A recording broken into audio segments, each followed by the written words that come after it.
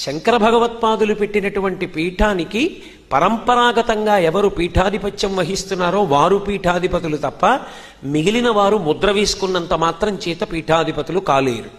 కాబట్టి అలా వచ్చినటువంటి పీఠాల్ని పీఠ సంస్థాపన చేసి ఆ పీఠ సంస్థాపనలో ఎవరు పీఠాధిపత్యానికి వచ్చారో వారు జన్మతః సౌశీల్యవంతులై ఇంద్రియ నిగ్రహము కలిగినటువంటి వారై ఇంద్రియములకు వశులు కానటువంటి వారై వేదమును వేదాంగములను సమస్త శాస్త్రములను చదువుకున్నవారై అపర సరస్వతీ స్వరూపులై పరమ వైరాగ్యంతో లోకం మీద కారుణ్య హృదయంతో ఉన్నటువంటి వారు 4 పీఠాలకి పీఠాధిపతులుగా రావడానికి కావలసినటువంటి సంకల్పాన్ని చేసి ఏ వేదం ఏ పీఠంలో ఆమ్నాయం కావాలి అని నిర్ణయం చేసినటువంటి మహాపురుషులు శంకరులు.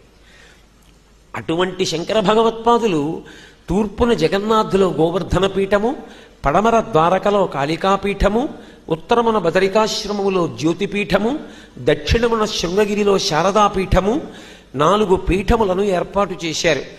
ఈ 4 చోట్లే ఎందుకు పీఠాలు పెట్టాలి అంటే ఈ 4 చోట్ల పెట్టడానికి ప్రధాన కారణం ఈ 4 వైపుల నుండి కూడా మళ్లీ అవైదికమైనటువంటి వాదనలు ప్రవేశించకుండా ఉండడం కోసమని రక్ష పెట్టారు.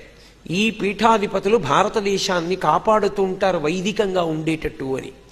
2 భారతీ తీర్థ మహాస్వామి వారే ఒక చోట అనుగ్రహ భాషణంలో అన్నారు, ఈ భారతదేశాన్నంతటినీ కర్మభూమిగా భావన చేసినప్పుడు అసలు ఈ భారతదేశాన్నంతటినీ ఆయన ఒక యజ్ఞశాలగా భావన చేశారు. యజ్ఞశాల అయితే దానికి చతుర్ద్వారములు, 4 వైపులా 4 ద్వారములు, 4 ద్వారములకు 4 వేదములు, 4 వేదములు 4 ద్వారములైతే ఏ పీఠంలో ఏ వేదం ఎలా అన్యాయం జరగాలో ఆయన నిర్ణయం చేశారు. నిర్ణయం చేసి ఎప్పుడైనా వేదాంత సంబంధమైనటువంటి విషయములలో ఈ 4 పీఠముల మధ్య సమన్వయం కొరవడి ఒక విషయంలో భిన్నాభిప్రాయములు వ్యక్తమై ఏది సత్యము అన్న అనుమానం వస్తే దాని మీద తీర్పు చెప్పవలసిన వాళ్ళు ఎవరు అంటే దక్షిణాన పెట్టినటువంటి శృంగగిరి పీఠానికి ఆ అధికారాన్ని కల్పించారు.